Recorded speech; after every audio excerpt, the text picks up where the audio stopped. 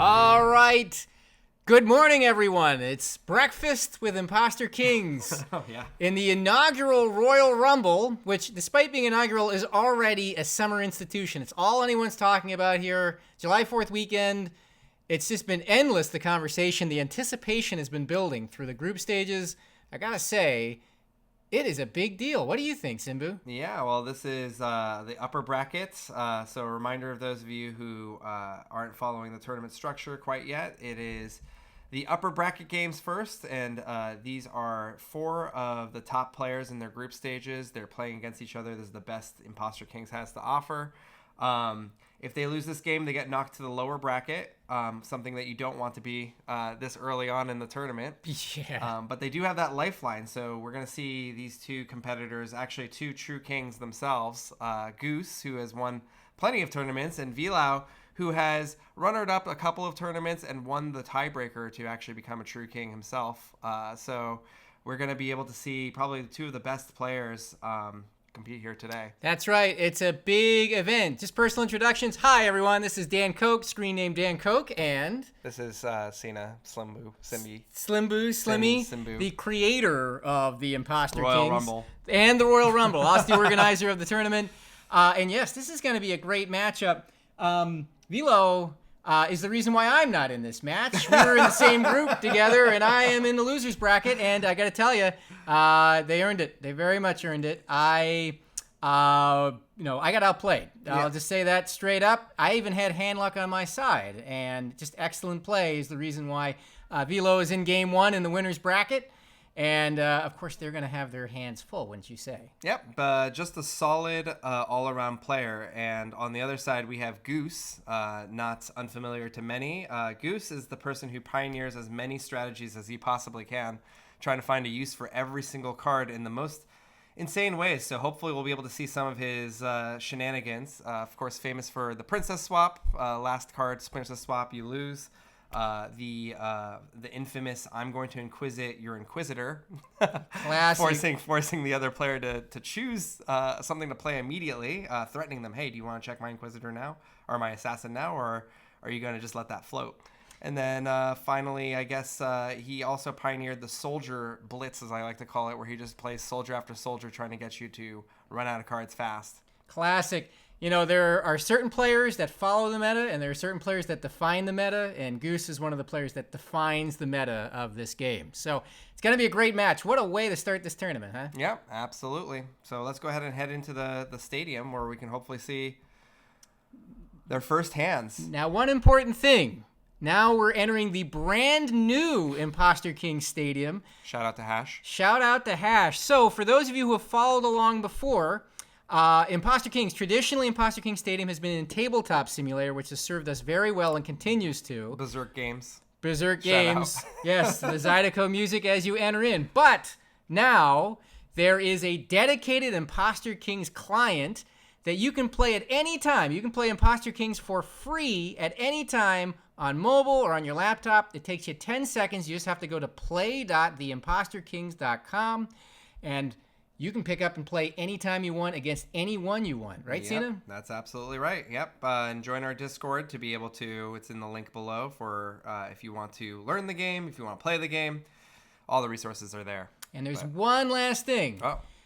When we first started broadcasting Imposter Kings, that was back when Imposter Kings Stadium had COVID protocols in place. So this is our very first time we're allowed in the booth together. And I've got to say, it's an honor. Could get a little bit closer. It's an honor to be in the same spot. We're sharing a booth here at the stadium. I've got to say, I'm excited for game 1. I am as well. And it looks like, actually, looking at it right now, it looks like there's a bit of an interesting card that's just peeking out there as the randomly discarded card. Oh, yes, the face down burn. Is the assassin. So neither player knows that the assassin is not in play. They suspect their opponent has it. Of course, they do not. Things always go haywire when there's a missing assassin. Do you think we're going to get a missed guess at some point in this game? I don't know. We'll have to see. We can go ahead and let the competitors know that we're ready to go, and we can get this game underway. All right. As you could probably tell, we have the ability to see all the cards on the field here. So that's kind of nice, be able to see everything that's going on. So, I think we're looking at this hands. We're looking at the valuations here. I always say that a pair of eights is probably one of the strongest things you could start out with. So oh my goodness, I got Discord message sounds coming through, so I'm gonna go ahead and mute those. But yeah, so we have a pair of eights on Goose, and we have royalty on Vlow, both nines, both sevens. Which one do you favor here, Dan?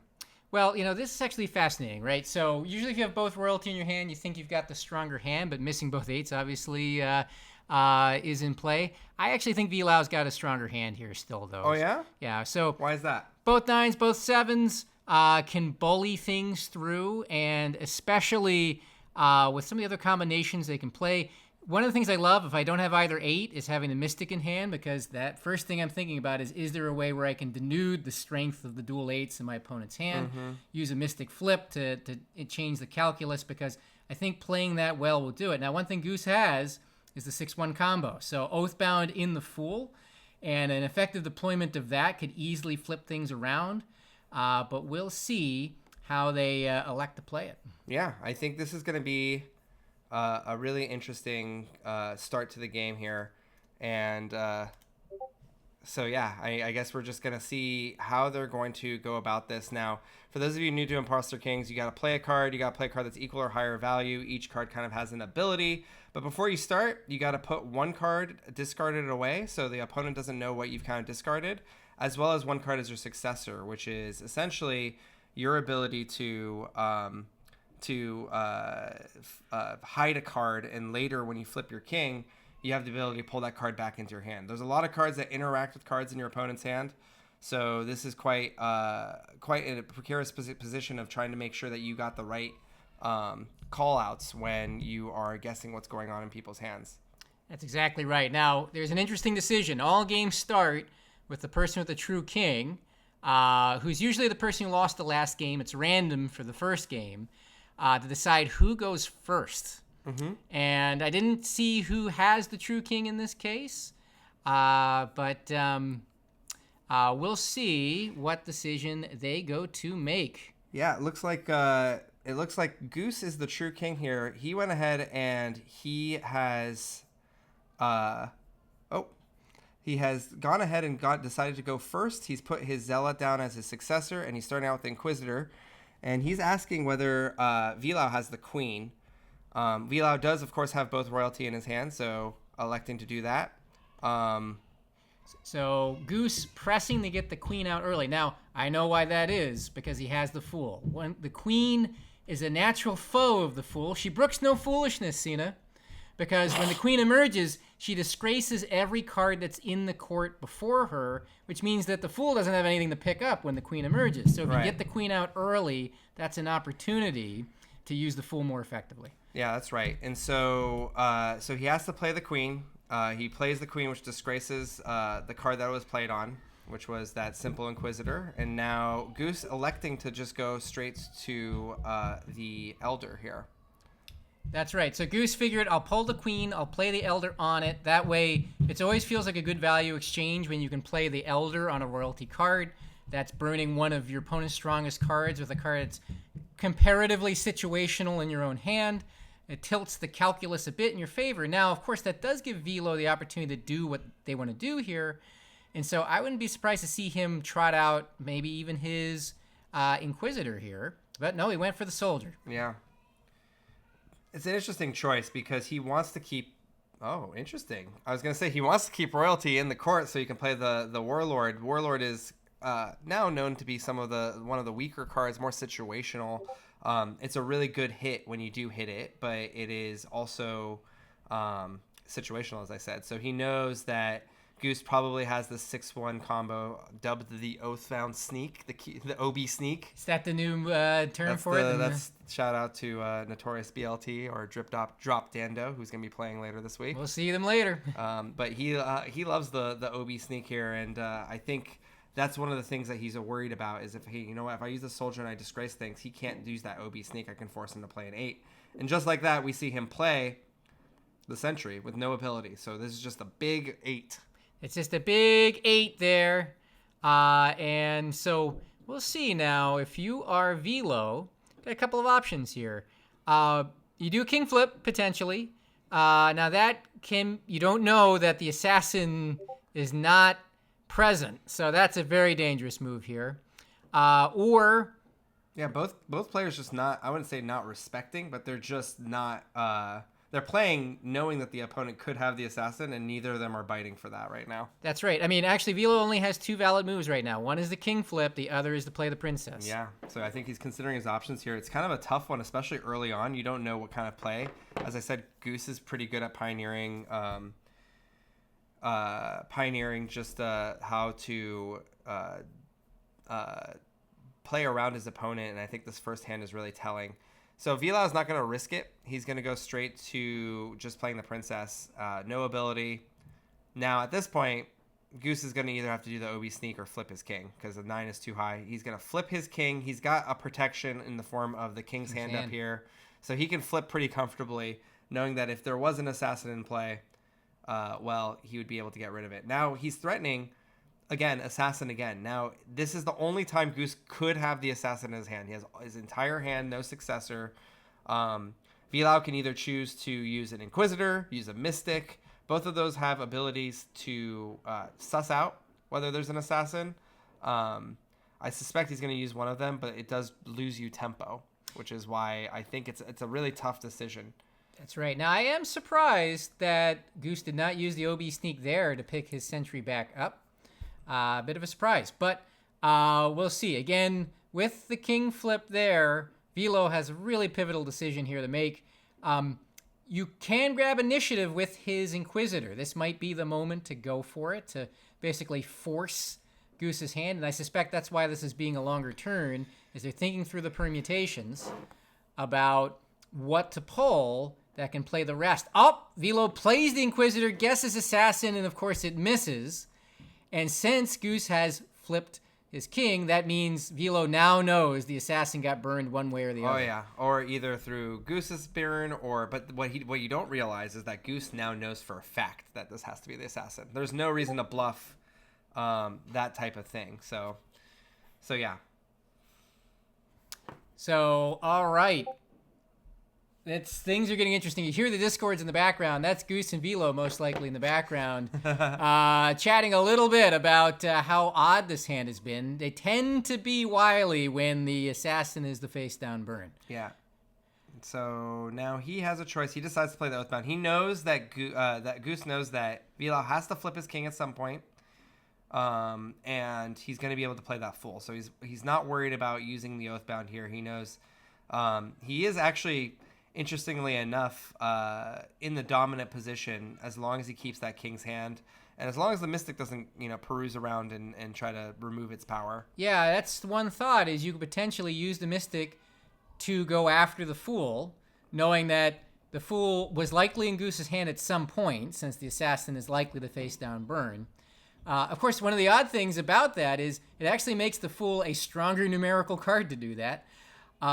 All right, but instead it's the Warlord, a straight 7, and there's only one valid, well, actually there's 2 valid plays, because Goose can play the Zealot as well.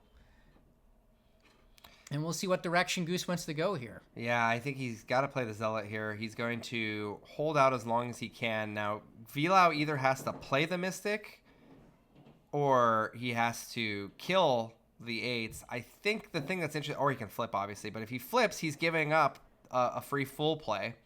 I kind of like your idea of forcing. I mean, yeah, you're absolutely right. If he kills the Mystic right now, if he uses the Mystic to kill the Fool right now. Again, by the way, this is much easier for us because we can see everything. But we know everything. But if he and Goose showed an Oathbound, meaning that maybe he's doesn't have the Fool because of the whole OB sneak thing. The thing that's interesting though is if he does kill the Mystic, they use the Mystic to kill the Fool right now. I think he wins because then he's gonna. Oh, well, actually, I forgot about the fact that he can just play the. He'll play the stripped Fool. Yeah. Then that would force a king flip, and then an 8 will. Yeah. So Goose would win in that case. Yeah. Now Vlow goes after the king's hand. If he plays the 7, then without losing the ability, he has to play the king's hand, and then he flips. He gets a free Fool on any card, and then Vlow can escape with 1 point loss. And it looks like that's what he's electing to do. So right now he's forcing the king's hand play. He's going to flip. Goose is going to be able to pick whatever card up he wants. And it's likely going to be higher than a 5. Probably the Sentry, yeah, would be the most likely selection here. We'll see. And that's it. And that will be a 1-point win for Goose. He picks the Sentry up. Vlow will play the Judge. Goose will be left to play the Sentry to win the hand. Vlow, of course, has no cards left in their hand. All kings flipped, so that means it's a 1-point victory. So to recap the scoring, it's 1st to 7. You get 1 point for winning the hand, being the last player to be able to play a valid card. Yep. You get 1 point if you have not flipped your king. You get 1 point if your opponent still has cards in their hand. In this case, Vlow has no cards in their hand. All kings are flipped, so it's just a 1-point victory for Goose.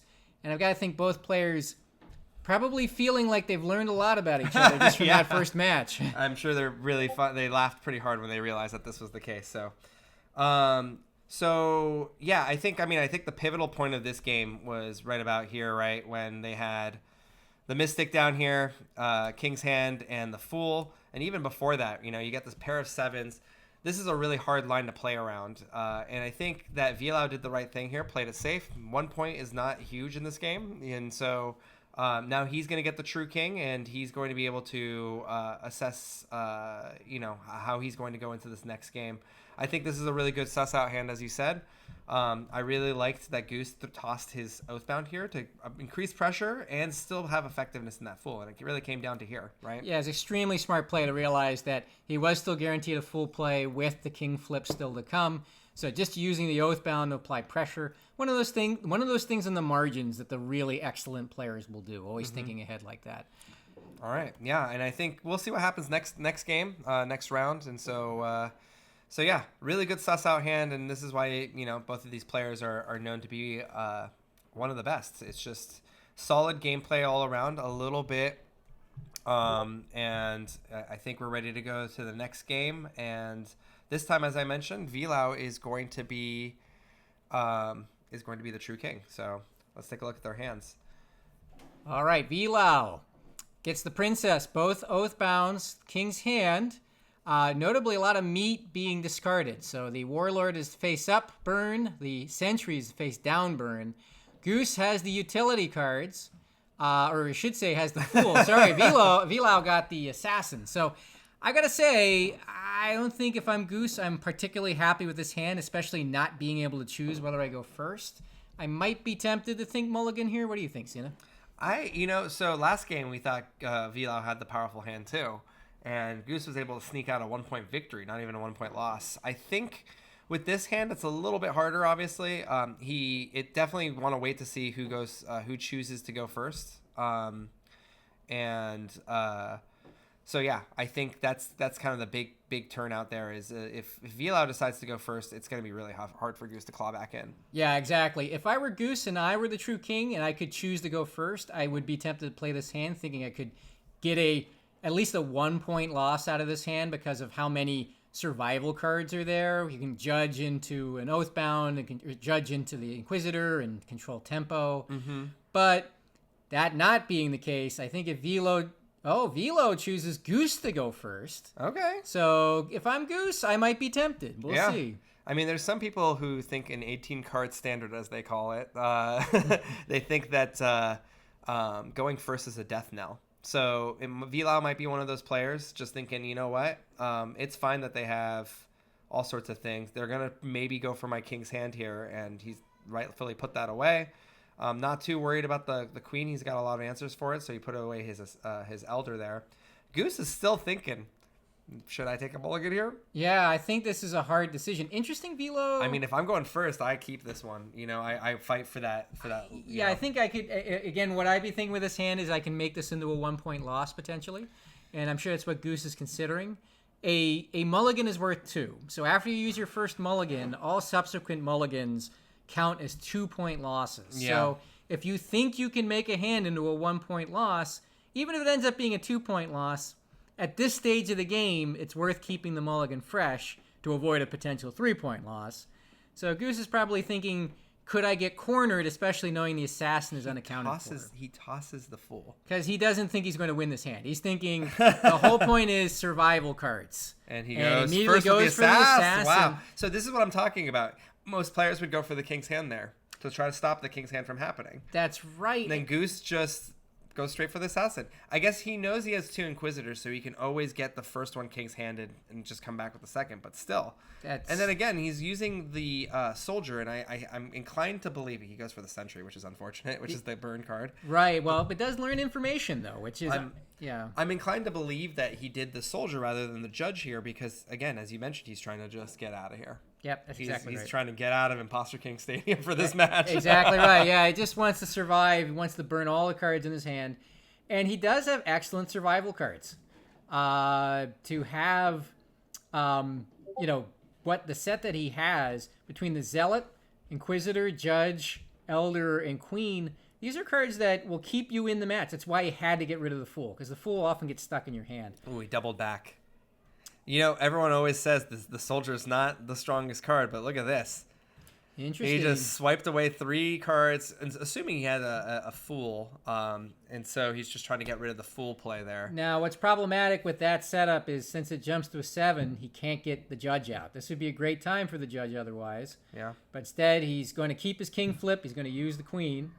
Oh, man. He is just putting on the pressure here. He's thinking if he hits that Inquisitor, then he hits the judge. He wins. He gets out. And he's got the old Zealot there. Yeah, so. he's hoping, I think, for Princess counterplay on the Queen so he can get his Elder out. The last card is going to be difficult to play, I think, is that Elder. If he does not use the Elder on the Princess, I think he might be in trouble, but we'll see. Mm-hmm. Hoping for a Princess, right? I mean, hoping for the Princess here. Yeah, he's really hoping for Princess counterplay. A king flip, well, granted, but a king flip will make it a 2-point loss, so that mission partly accomplished there. I'm just surprised he busted that out. I thought he was going to use the judge. He's saving that judge for the end game. So there we go. Princess up, and then Elder, no thought there, and then immediately no Oathbound. Boy, they're playing fast. Is there a delay on this thing? What's going on? Yeah, I mean, well, they both knew exactly what they wanted to do. They were thinking ahead and both saw the path. I feel like their gameplay has gotten way too good. I can't even catch up. So now this could be a real problem. So Goose had to use king flip there. I think, unless, here in this Zealot, I think this is going to be the end, and it will be a 3-point loss. Dude, that is harsh. That is harsh. Well, that's the danger of trying to play that hand is you could get 3-pointed. It was not strong. That judge, I mean, going back again to where they had the judge here, right? Like you said, he can't play the judge here because of the +2. He nailed it. Yep. So that was the only issue is like, if he nailed this soldier right here, again, he did get information, but that's just really painful. Really limited his options, or actually gave Vlow more options. And you can tell by that guess that he just wanted to make it a 7. He sure did. Yeah, because Sentry, you don't really care about it so much as information. It's just the card you're unlikely to successor that's strong. Right. So you pick a safe one, and it turned out not to be safe. It cost at least 1 point there, potentially 2. Correct. So he plays here. The calculus here was the most interesting, and they all knew what they were going to play right after that, right? But right here, I think, is do I flip? Do I play the Princess? I was interested about the Princess idea, but I think he did the calculations, and he noticed, hey, I got a 6-6-7.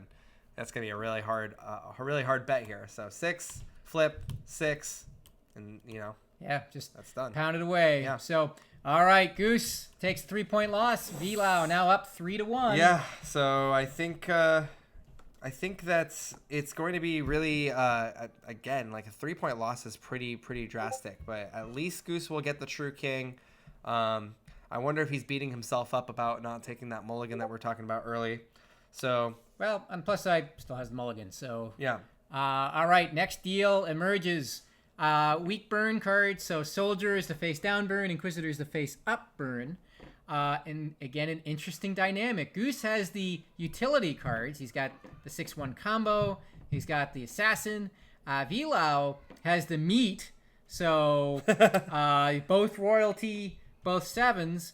Now, you never feel great necessarily if you have both royalty and both elders, but neither oathbound, because the elders feel like a waste. Certainly, Vlow would not need to think hard about what their face down burn will be. But this is going to be a very fascinating hand. I'd say it's pretty equal. What do you think, Zeno? Yeah, I mean, I think Goose has decided to go first here, so he's going to come out. I mean, do you think he's going to do Inquisitor or Soldier first on this one? I think... Because knowing your opponent's composition here, right? Like, if you can put on the pressure early, you can use that pair of 8s that I love so much. And he's got the Oathbound Sneak again. This is very similar to his first hand, except he has 2 7s, 2 9s versus 2 8s. But he also has the Assassin, too. Yeah, I would be intrigued. I would be tempted to go and pull the Queen again right at the start. Same thing, same maneuver that Goose used in the first game, the great effect. Yeah, and do you think Vlow is going to adjust for that?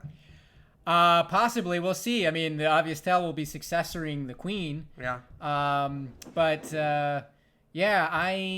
Sure. Too many elders. Yeah, Elder goes, nope, conservative play, successor to Zealot. Okay.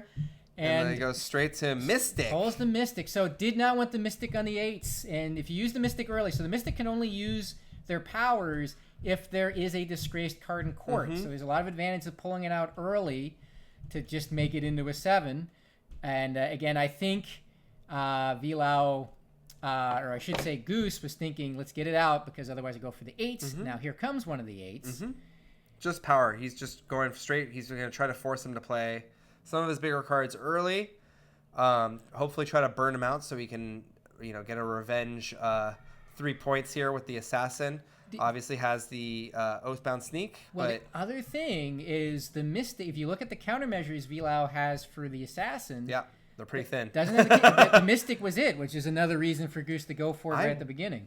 I think Goose was trying to do a hard read on the Queen being a successor card, because if the Queen was a successor card right now, Vlow would be in a lot of trouble. Vlow going conservative here, actually coming out to help him, because now that Queen prevents the Oathbound Sneak from just doing its job.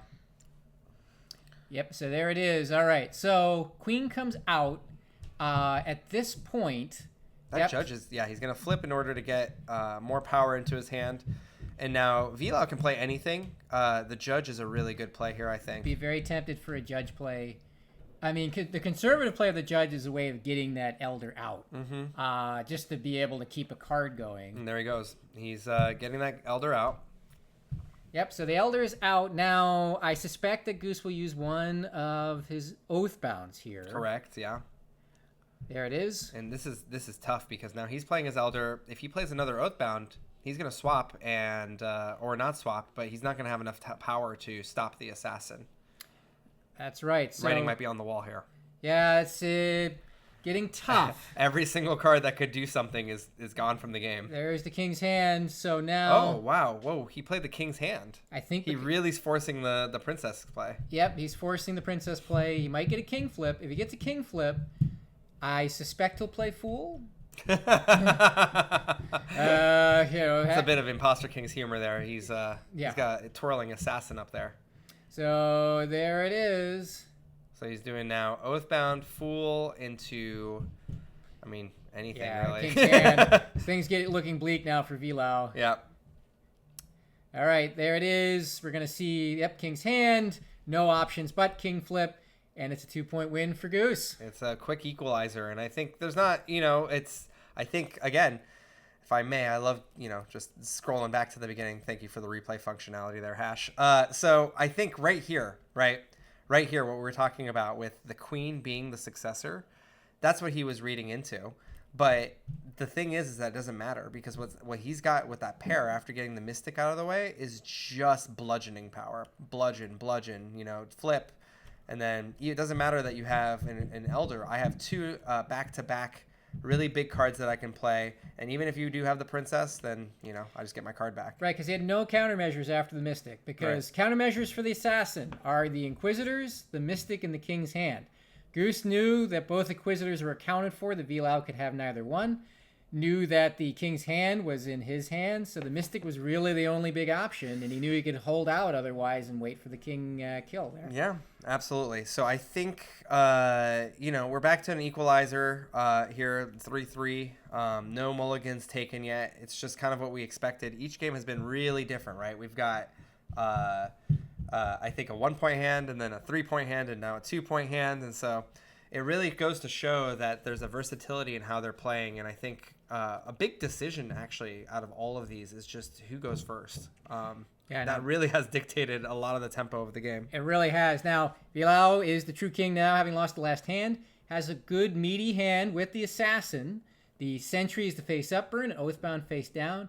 Goose has an interesting hand, a fool without an oathbound to go with it. The king's hand, which is very valuable here, But both inquisitors. notably, Vlow doesn't know that he doesn't have that oathbound. That's exactly right. So Vlow will certainly be playing carefully around the fool being present. Vlow's saying Goose goes first. Interesting. I think if I'm Goose, I'm happy about that. I mean, I always love a pair of inquisitors. Yeah, a pair of inquisitors with the judge. You get one person yelling at you. That's an inquisitor. You get a whole group. That's a crowd. That's a crowd of inquisitors. Exactly. Goose chucks the fool. Thought I'm not going to be able to play it. Yep. It kills me, but I get it. Yeah, and notably, Vlow this time successors, the assassin, having had it pulled from their hand They're earlier. just switching it up. Yep. And there's no king's hand in his side this time, so he knows that he has to hide that assassin if he wants to preserve it. I have to say, by the way, a couple of people who are probably watching this right now, they are huge Fool fans. They say it's the best card in the game. Interesting. The fact that Goose has tossed it twice, very interesting, different type of play. It's instead of going for that +1 every single time or threatening the +1, you're now tossing an S tier card in order to, one, prevent it from being stopped by the Mystic, etc. But two, it's showing, hey, there's versatility in the play that I can go ahead and discard it and just go. So that's right. Now, one thing about this. The start will be very interesting. So Goose previously went right for the assassin. This time, of course, that will be a challenge. I'm going to guess he's going to judge into an inquisitor here and try to feel things out a little bit. Judge into inquisitor. Yeah, he's judging. He's going to the oathbound. Safe play. That does say something, though, to Vlow. If he's paying attention, usually when you try to judge into an inquisitor for a tempo play, you are trying to judge something you know for a fact they have. Goose might be hinting that he might not have one. Yes, true. That would indicate to Vlow, I think, I only have one. And potentially even drop the fool. I mean, you can go as far as to say that, maybe. Maybe. I would certainly be in the back of my mind. It's definitely easier when I'm seeing everything. So now Vlow's got to think about what to kind of discard in the middle here, knowing it's going to get immediately Inquisitor. He's got a Soldier. I mean, Soldier is perfect for this. Especially if he's got a Mystic. Mystic, because that way... Or you can just flip. Like, I mean, there's so many options here. It's cool. Well, flipping would immediately put your assassin in your hand, and you probably don't want to do that before that Inquisitor play. I'm going to guess, yeah, the obvious point here is a Soldier. Also, really bluffing. Hey, I discarded that assassin, come at me. Yeah, it's true. King's hand is the guess, and is correct. And I would guess, yep, it's going to... it's going to disgrace that. Disgrace that, so now the Mystic Mystic's can be play. played. Yep. Now we'll see what the guess is from Goose. This is going to be a really interesting Inquisitor here. You think he's going to do assassin? He's got two. I would, knowing how Goose plays, it would not surprise me one bit if he goes for the princess here. Assassin. But no, he went for the assassin and missed. Do you flip now if you're Vlow? Looking at the hand, evaluating it, I mean, that 8 is scary. And also, the thing is that the assassin plays much weaker when they have a king's hand. He doesn't really have a way to get that king's hand out other than mysticking the 8s, but that's giving them huge tempo. That's the fear of the fool. It's not the fact that he doesn't have the fool in his hand, it's the fact that he has the potential. That's true. Now, if you do king flip, there's not a lot of... All the fool will be able to pick up is that Soldier. So it's fairly small gain for Goose in that case. I'd be tempted, knowing... I think that's what he's thinking. Yeah, if I'm Vlow and I play a beefy card, if I'm Goose, I flip right away. That would be what I would do. Yeah. Let's take a look here. This is tense. You can always tell when there's more time in a turn that the player knows this is the pivotal moment. This is the play that's going to unlatch the game.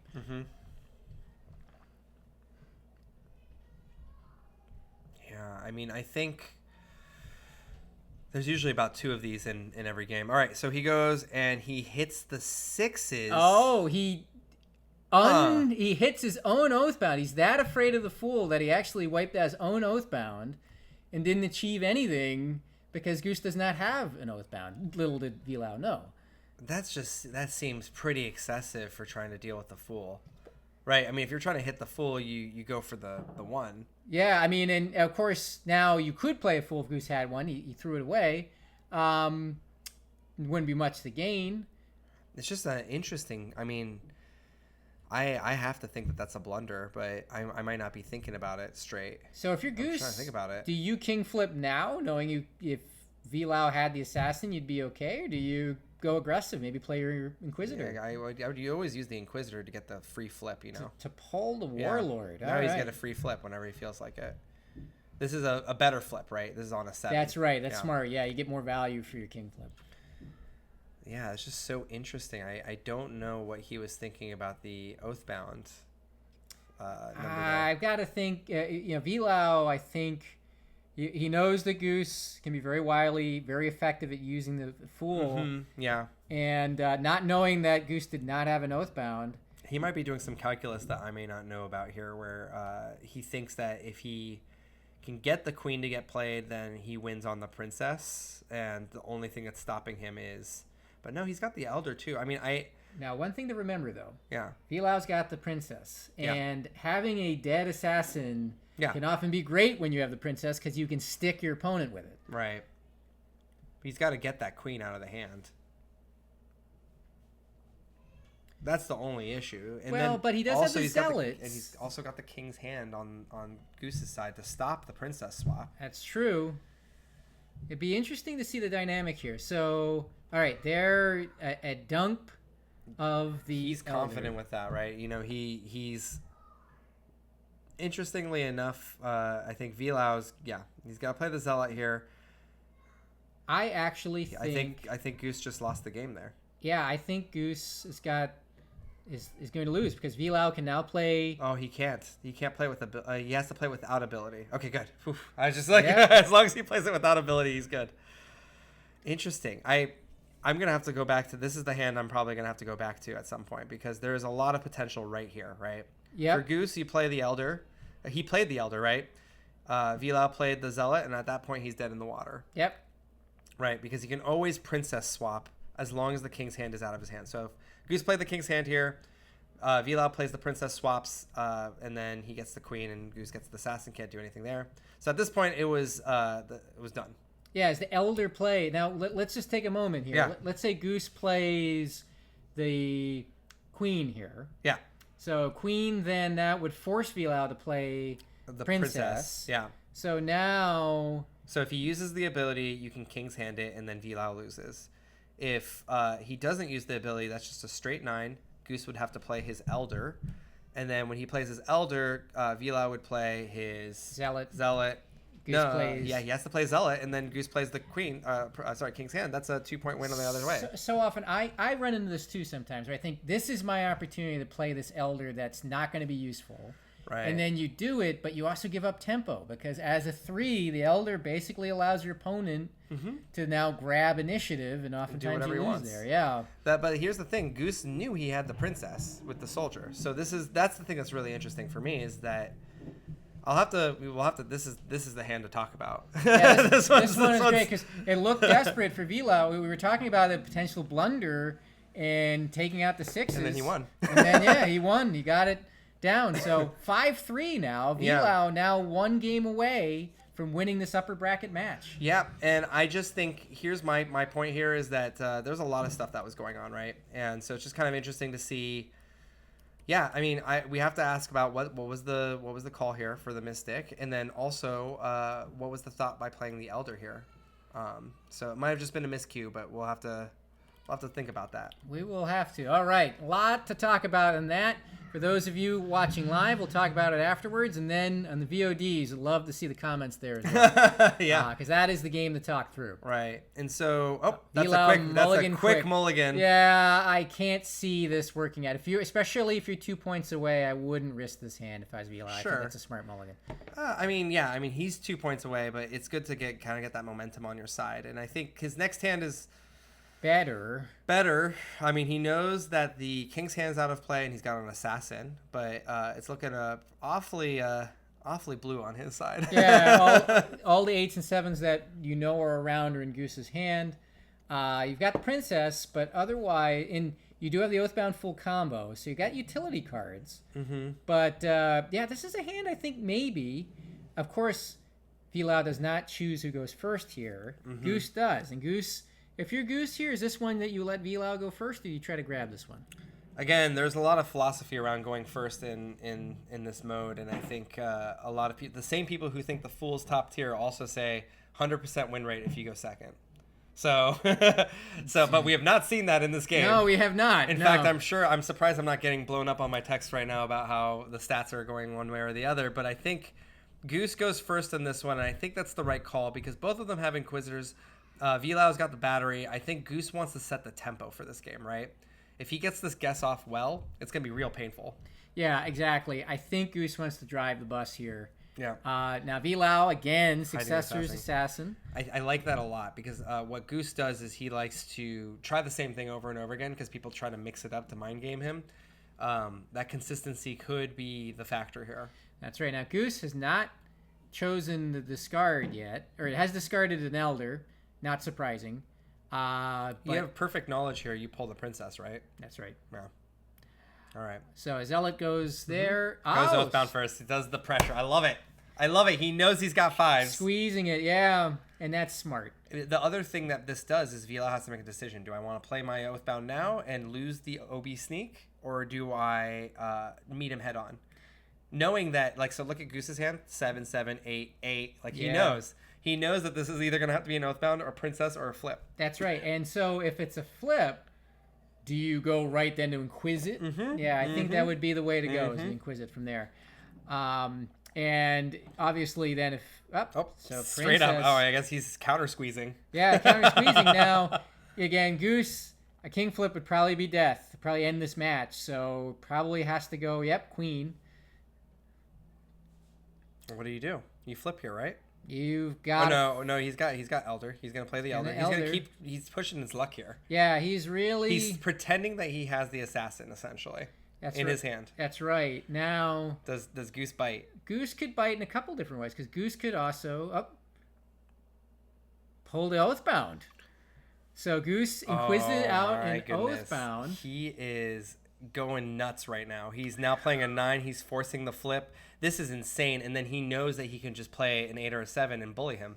That's just right. Like that. 3 points. And 8 wins. Yeah. My goodness me. And this is on 2 point. 2 point victory would have made him lose the entire upper bracket. It took a lot of guts to play it that way. But my gosh. Goose knew that he had the beef. He had the beef to bully with numbers, and he did it exquisitely. Look at this.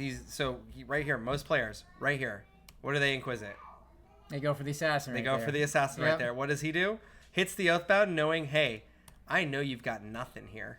If you don't have the OB sneak, you have nothing. And he just wins with numbers. Yep. Either of his cards. That's insane. Well, Goose, again, that's great hand tracking. It's great intuition. And it's just knowing when you have an opportunity to just press numbers. Wow. Yeah, and Goose is now 1 game away, 1 point away from making it to the next level of the upper brackets. This has been a heck of a match. My goodness. And that one's insane. This may or may not be the last hand of this match, but I think we've seen one, an excellent way to start this tournament. Let's put it this way. Yeah. This is extremely high level play. And this is a good ending hand. We start back out with this assassin. Someone do the math real fast. What's the chance that it's going to be discarded again? 2 times, it's 1/18th each hand, and we've had, I think this is game 6 or 7. Yeah. So, not terrifically likely, but not, 1 in 18 times, isn't it? Is it just 1 in 18 times 2? Well. Oh, it was multiple games. Yeah. So it'd be like 6 in 18, or 6 in... You can't guarantee it'll happen once, so it's actually pretty darn unlikely. It's 6/18 squared. That's right. I believe so, which is not an especially large number. 6/18 is 1/3. It's 1/9. It's 1/9 of likelihood that this will happen. So, all right. Well, that's still pretty high. I mean, I'm rolling a 9-sided die. Actually, it's a little bit more complicated because it can't both happen in the same game. So it's less likely than 1/9, but it could happen twice. What we're saying is unlikely, folks, and this is you're seeing magic happen here. That's right. So now looking at the hands, so Goose has got both 8s and both 7s. There's no way you mulligan this, right? Both sides are probably thinking they got a better hand here. Well, no, one side can't mulligan. So Goose already used their mulligan. Vlow. I think it was Vlow who used this. Oh, mulligan. Vlow used. Yes, you're right. Sorry, Vlow Yes. used the mulligan. So Vlow has to play it. Yeah. But I think I would play this anyway. He's going first. I think this is. Boy, this is a hand. You've got the full combo, and you've got both royalty, and there's a lot to work with there. I think what will determine victory is the use of that full combo. I think if he can pick up one of the 8s with the full combo, he will win this hand and potentially the match. And if he has to pull it apart, he doesn't get it off or picks up something weak, I don't think he will. I think that's what's going to happen. And yeah, I mean, I think it all comes down to that. Crowd's being quiet in the background there, maybe cheering a little bit loudly once they see the first Inquisitor pick.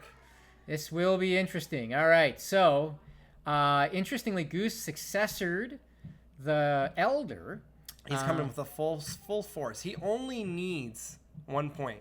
That's right. Now, of course, remember, both sides do not know that the other person does not have the assassin. Yeah, it's just like the first game. Yeah, so Vlow leads, tries to pull the Elder, and misses. There's no way.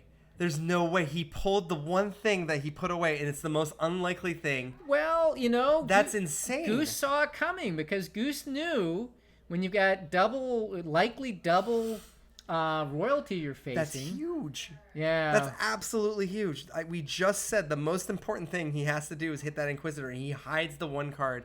You would have expected, especially with the Assassin, you would expect Assassin pull, King's Hand pull, Mystic pull. Yeah. None of that. Yeah. My goodness, I cannot believe that he put away his Elder. Now it's that interesting. could be the game. So Goose put in the soul. Now Vlow. Oh no, Vlow's now asking for the Assassin. Well, who knows? That could be mind game. It's not necessarily mean it's over. Now here comes the Queen. Goose is just gonna bring out the power here. So yeah, again, Queen to flip cards. He knows he can flip because he has the King's Hand.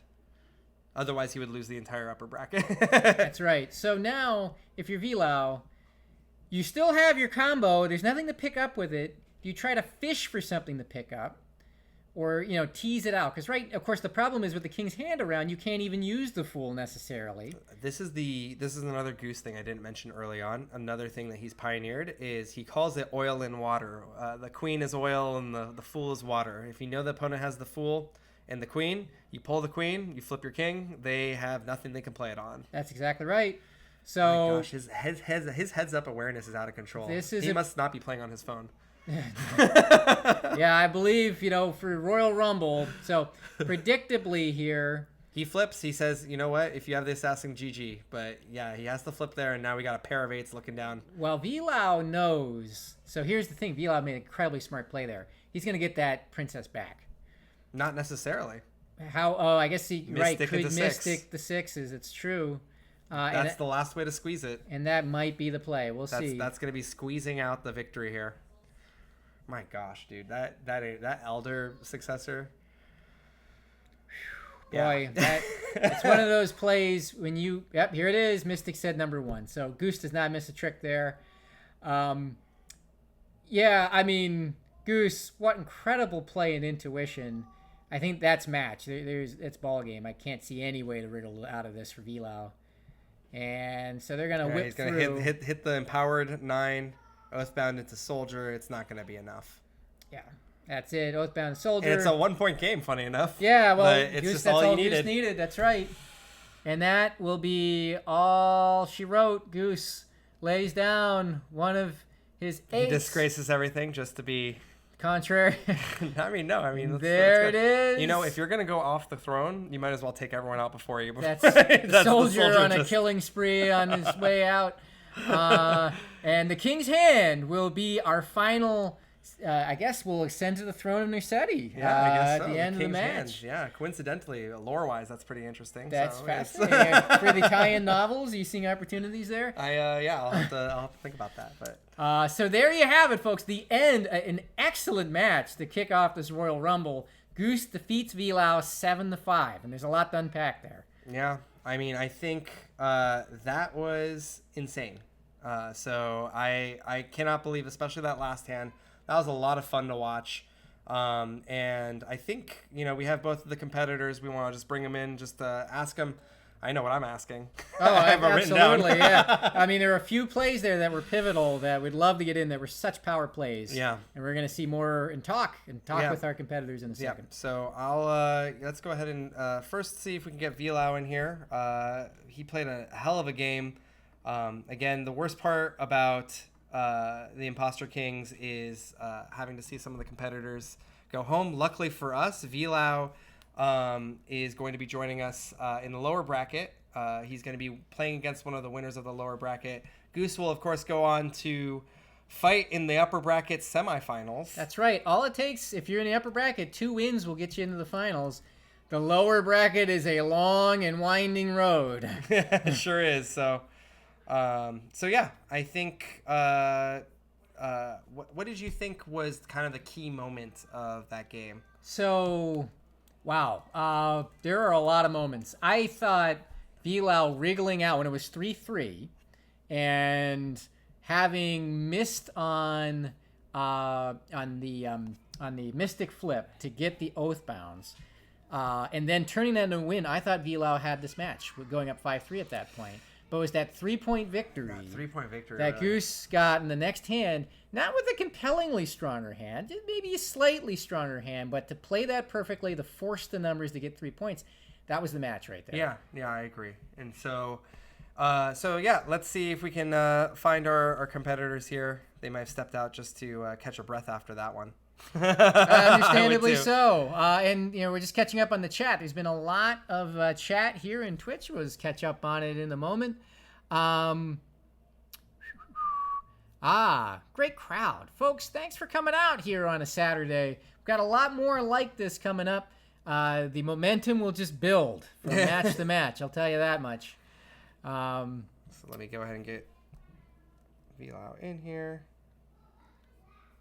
Hello. Vlow. How's it going? Great. Give us 1 second. Let me make sure I can get your audio. Can you talk? Yeah, talking. All right. Hello. How are you? Hey, good. And you guys? Looking good. It's been a while. We haven't Thanks. seen you in such some time, and you definitely you're sporting the mustache. I've noticed. That's Yeah, an I got a excellent mustache. mustache. Is that for the Imposter Kings? I have to ask. Absolutely. That is a full-on Tom Selleck, I gotta say. That one is an excellent stash. I wish I could grow one like that. I would love to talk about that more, but I think I'm going to go straight to my question. You know what I'm going to ask? Mystic. Why did I mystic my own Oathbound? Just in That's general, it, why yeah. did you choose Oathbound? There was a process there where it was a bit of a risk, but how my brain worked at that point was like, yo, I think he's gonna go this route, and he's going to bank on his Oathbound, and I can get him, like I can trap him there. But that was funny when the cards were revealed, and I just mistook my own Oathbound. Yeah, So, and very clever. He did throw away the Fool, which was, I think, part of the route that you were thinking of. The thing that was super funny about it was you still won that hand 2 points. Dude, I was like, oh man. Even after I saw that Oathbound, I'm like, I made such a mistake there, and I still got the points. I'm like, nice. Yeah. Well, there's something about the meta. You've unlocked something that's really important about the meta, which is when you have a princess, a dead assassin is a really powerful card to trade, to have such junk to be able to hand with such little value. And you played it immaculately and turned a bad position into a great one. Yeah. And I tried my best. And I mean, I think the first game really sussed out how each other were going to play. It was super fun to see the decision making, which cards you put away, which cards you didn't. I think that last hand was really tough. When you inquisited the Elder, what was the thought in your mind there? That the moment that missed, it was GG, unless he had the mystic was buried. Yeah. I knew that right then and there. I was like, that was a mistake. And then I immediately thought, I was like, dude, you're playing against Goose. Like, come on. Like, you thought of this. So it's like, don't do that, man. So I kind of kicked myself a little bit for that. I'm like, I could have waited a little bit. I think most people in your position would have done the same thing. The fact that Goose put away the Elder is insane, because he had King's Hand, he had Assassin, he had a lot of cards that he could put away, and I think I think most people would be in that position. Is he mind gaming us, like that type of thing? And so, Well, the thing is, the assassin is hidden, right? Too. So, right, like, even in my head, I think he has the assassin. So he either threw the assassin out or he buried it. right. So even the likelihood of the elder being in his hand was like slightly high. But still, my initial thought was play the soldier and then force him to flip, and then inquisit the elder, and then might force him to play the king's hand, which is great. And then I can go from there. But last minute, I was like, I need to take a little bit of a risk here. I think if I can nail his like elder right off the bat, it's like GG. Right. And it didn't pay off. So. Yeah. No, I mean that's the tough part about the game is the Inquisitor is such high risk and reward, especially if they have an opposing Inquisitor. So, anyways, I just wanted to say it's really awesome to have you back, and luckily for us, we get to see you again, albeit in the lower bracket. Yep. So that's the bittersweet part, but it's also the awesome part for the upper bracket people. We got a really good game, and maybe you'll see Goose again in the finals. Yeah, I hope so. Yeah, I can have my revenge. That's right. Well, Vlow, I think we might end up running into each other again in the lower bracket. Speaking of That's revenge, true. Again, extremely well played. An incredible match. What a way to start this tournament. And looking forward to seeing more as we go on. Yeah. Is there anything you want to say to your fans? Yeah. No. You guys? No. No, it's great. It's been very fun. I just want to say the new platform has been amazing. I've been playing a lot with my fiance, so I'm going to give her a lot of props to like help me warm up again and get back into it. So yeah, fantastic. All right, thank you so much. We'll catch you on another game soon. Yeah. Okay. Take care, guys. Take care.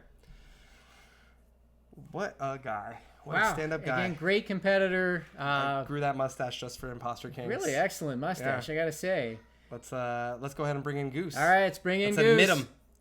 In you come. Goose is being admitted.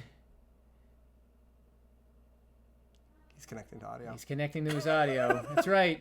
Actually, Whoa. this is what's picking up the Zoom. It's not going through the native. What? Anyway, Goose, good to see you. Howdy. Congratulations. What a superb match to kick off this tournament with. Oh, God. Were you playing on your phone? Huh? Were you playing on your phone? I was not.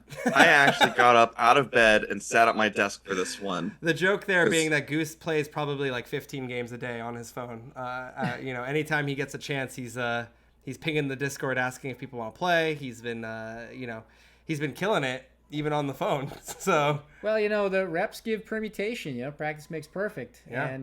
And congratulations. I know we have many things that we want to ask. The big thing was what we argue is the winning play at the end, which is the choice, the successor, the elder. Sure is. Which really tipped that, basically with the very first play, tipped that last game your way. What was the thought process there, and how did you know that was going to work out? So Oathbound was the accused, and I only had an elder to deal with royalty. As some of us have played through the Exodia hand where if you don't have the two Oathbound or any Oathbounds or any elders or any royalty, you just lose. So, And for me, when I play, I'll try to look at what's not in my hand and say, okay, what's my opponent's likely, what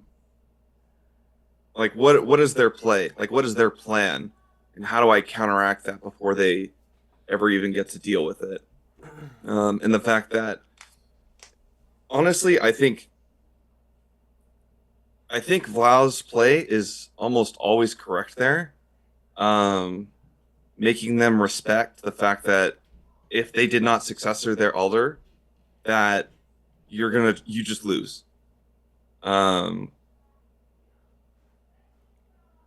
But the elder was it was my saving grace as much as my brother Yeti wants to throw them away all the time. Well, that's... Yeti also part of the lower bracket. I was just gonna say the Exodia hand you just said they have both royalty. They have both Inquisitors, both elders, both Oathbounds. And what was your plan if you weren't able to pick up your elder. You have to essentially flip on a royalty in order for this plan to work, right? Hmm. So if he were not to Inquisitor first, well, first of all, it helps that I have 3 of the anti-assassin, which I didn't even need for assassin. I have 3 of the anti-assassin cards, right? The Inquisitor, Mystic, and the King's Hand. Mm-hmm. So I didn't feel like I was ever at risk of not being able to flip. If I really needed to disgrace a card, I always had Sentry in my hand that I could pretty much play on anything. So that way I could play and use my Mystic ability. Or I could even just use it to pick up the King's Hand if he didn't flip on it. Right.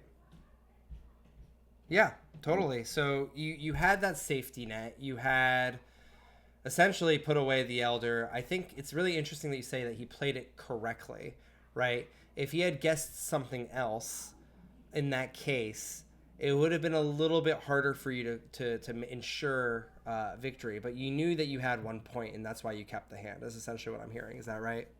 Yeah, I mean, there's also... So, I guess what could have also happened is he Inquisits King's Hand. Oh, I guess that actually would have been bad. Because then I don't have any way... Because then he plays royalty on top of it, and I don't have an elder to play on it. Oh, Right. yeah, that would have sucked. Yeah, So- yeah, exactly. So I guess, and this is why I think one of the big things was like my brother and I used to always go back and like review games, like what went wrong, what could have been done different, and then you just find stuff like that. Like in my head when I was playing, the correct play is to call for the elder. Yeah. Whether he had assassin in his hand or not. Now, luckily for me, he didn't have assassin in his hand, so at the end of the day, I didn't have to worry about it. Right. But it, I guess that allowed me to have the meaty 8 and 7's hands to get through the royalty. So Goose, before we let you go, I want to go over one last game where he decided to mystic the Oathbounds, and it ended up with you having a princess, a King's Hand, and an elder. Just a quick note for everyone: we're going to post the file to be able to, or the link to be able to actually go through all the games, and you can check out what we're talking about as well, including the competitors. But in that hand, you played the elder, and that led to you having a 2-point loss. What was going on in your head to play the elder in that case versus some of the other options? Simbu, that's a great question. All right, that is a great question. I was just wondering if there's something we didn't see in terms of the can composition that you were worried about. So it was, by the way, a queen, King's Hand, and elder. He had the princess and the dead assassin and the zealot. For some reason, I had it in my head that I wanted him to play his elder. I don't know why I had it in my head that he had elder. I see. So I was like, oh, if I play my elder, he'd play his. Then he'll play his, and but for some reason, the thing that escaped me was that once I played my queen for him to play princess on, he didn't have to swap. Right. My thought was like, oh, I want, like, he's gonna, I guess because I always princess swap at the end, I was expecting him to. Yeah. And then I could King's Hand it, and then he wouldn't be able to play on it. Right. But then he played a raw princess, and you're like, uh-oh. I was like, wait a minute. That's right. Well, yeah. So that was... We want to say, Goose, a fantastic match, incredibly high-level play. Basically, you're 2 wins away from a championship. That's so right. Semifinals, you're already in the upper bracket semifinals. That puts you straight into the finals if you were to win that. And boy, that's another True King hat to wear on the head. That would be an amazing achievement. Well, there are definitely True King accessories that Goose already has, but there's more for him to earn. So we'll see. we'll see how that pans out. Is there anything you want to say to your fans, or anything you want to say before we move on? How would you feel? How would you feel if I got Mike to make me a version of the True King that is just a goose? We'll have to discuss outside the Imposter Kings Stadium. There is actually one of the main prizes, which I'm going to post actually this week. One of the prizes is to talk about alt artwork for a specific card that you would call your own. So. Yeah. So definitely not the True King and Goose, but maybe a princess in the future. So. Anyways, Okay. Well, thank you so much, Goose, and thanks for playing. And yeah, I think we're looking forward to your next match up in the upper bracket, either between I believe it is, I want to say the Kid and Drip Drop Dando. That's right. And so your next match will be against the winner of that match. Yeah. I both am looking forward to that match, and boy, whatever match comes out of that, the semifinals in the upper bracket is going to be something else. Can't wait to cast that one. Yep. Well, thank you, Goose. Thank you so much, guys. Thanks, Goose. Well, speaking of Mike, as in Michael Hershen, hey, Yeah. Cena, do you want to hand me a box from over there? Alright, sure. Got to do some plugs Don't here. let people know that I have a huge box of. So, folks, Oh, I you're not gonna get. Oh yeah, because it's part of the background. Here, Here. let me adjust the background here. Let's go back to none. Now you All can see right. the real backdrop. So, folks, I know we just talked about how you can play Imposter Kings for free at play.imposterkings.com or play.theimposterkings.com. There it is. What you should do, though, is through either Amazon or Minimax Games. I believe MinMax Games is going to be the way to go forward. MinMax Games. Go on the MinMax Games website, and you can buy a beautiful. Look at how gorgeous. Hold a second. Let me show this off properly. Look how gorgeous this box is here. Extremely good value. Incredible art. There's something about the tactility of holding it in your hand. I recommend buying yourself a paper set of the Imposter Kings. Supplies are going fast. And it is a fantastic thing, indeed. Yeah, I think, just to tease one of the things, if you want to go grab one of those. Yes. Here. One of the aforementioned prizes that we'll be talking about is an official, limited edition, winners only playmat for the True Kings. For all the True Kings out there. Of course, there'll be accessibility is a big thing. We want to make sure everyone can enjoy this playmat. So there will be the other version of it as well. And then there's also the underground play version. So these will be coming soon and potentially in a future announcement. So you guys get to hear it first here on stream. And Dan, yeah, I mean, I think that's all we've got for today's program. You can join us tomorrow at 8 p.m. Pacific time for our next upper bracket game, which is between the aforementioned Kid, who is also a True King, and Drip Drop Dando. That's right. Tomorrow night, folks. So 8 o'clock Pacific, 100% unmissable. We've got our other upper bracket quarterfinal game. Can't miss it. We'll be right here on this Twitch channel. Folks, hope to see you there. All right. Thank you, everyone. Thanks for joining.